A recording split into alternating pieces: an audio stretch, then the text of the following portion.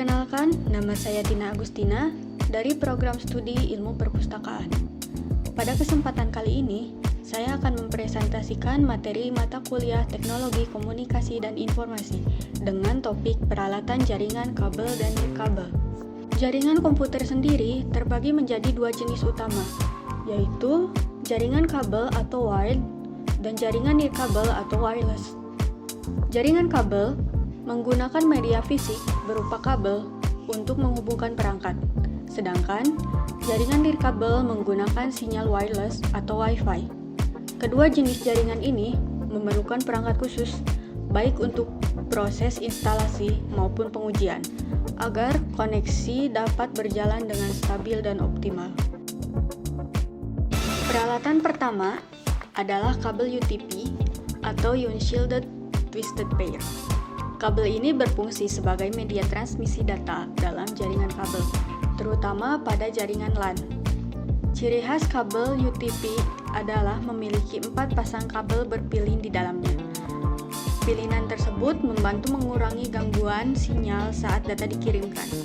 Kabel UTP menjadi salah satu kabel yang paling sering digunakan karena harganya relatif terjangkau dan pemasangannya cukup mudah. Selanjutnya ada konektor RJ45 atau register jack. Konektor ini digunakan sebagai penghubung antara kabel UTP dengan perangkat jaringan seperti komputer, switch, atau router. RJ45 memiliki 8 pin yang terpasang di ujung kabelan.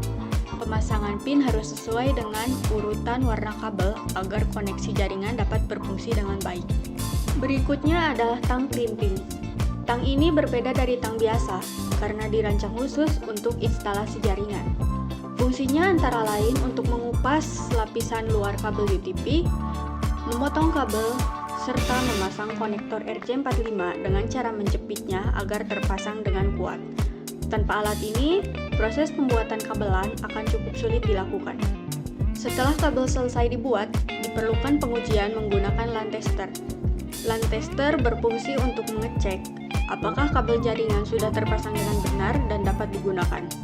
Alat ini juga membantu memeriksa urutan kabel, baik tipe straight maupun crossover.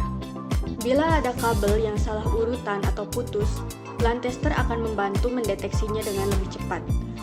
Perangkat berikutnya adalah hub dan switch.